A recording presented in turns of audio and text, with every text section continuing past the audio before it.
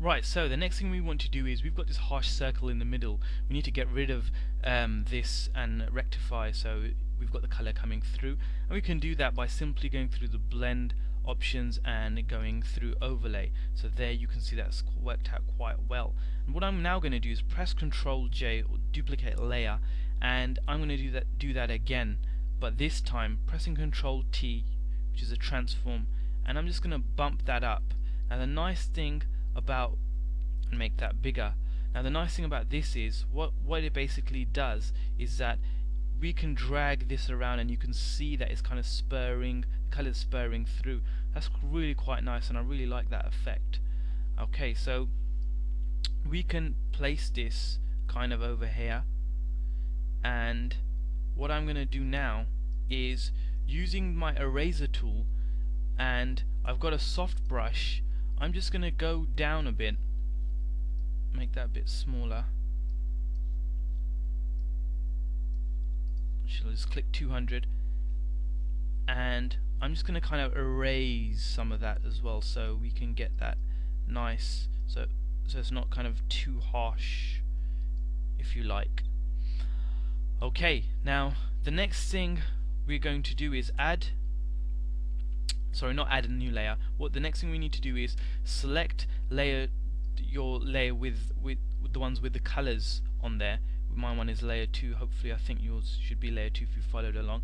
And what we need to do is select filter and go to render, and we're going to render a lens flare, and just kind of drag the lens flare where you feel it's in the middle of the white area, and we're going to kind of bump that up a bit. And I've used 105 prime for my one, and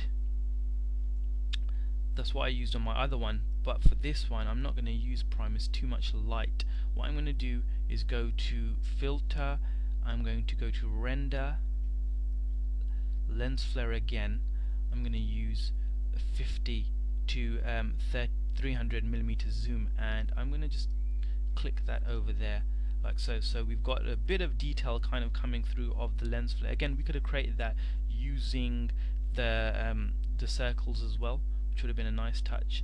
The next thing I want you guys to do is go to filter and go to render and go to lighting effects, and I want you to place an omni light, so just go down and select omni light as well. So we've got that nice omni light around there too. Now the next thing we're going to do is add a new layer, and we just want to put some details behind.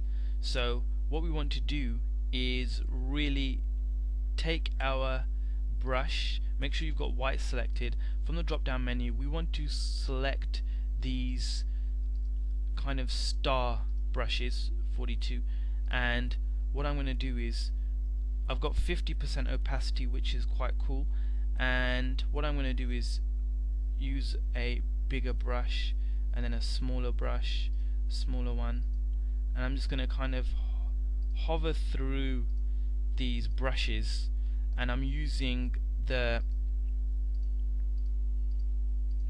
you can place quite a few.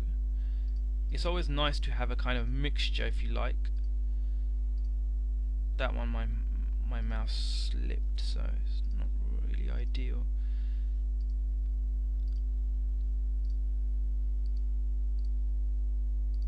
Okay, now the next thing I'm going to do is go to filter. I'm going to go to 50%. We can blur, we can knock the opacity of this layer to 50%, and what I'm going to do is go to filter, I'm going to go to blur, Gaussian blur, and I'm going to put it to 1.2.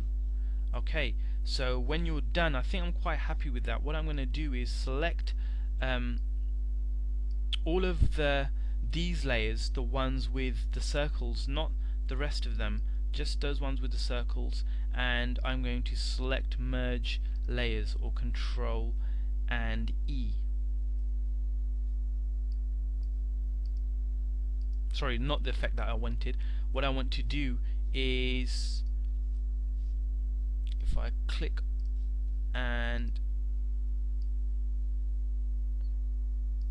select my biggest ring, which was that one, and go to filter, go to blur, and go to Gaussian blur, and there you can see I'm getting those kind of details being lost, those stars and stuff, which is what I wanted, and select OK. So there you have it.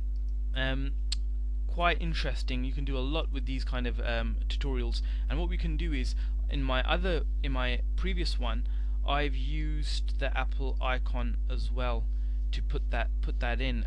I'll probably show you that in my next tutorial to just round it up nicely.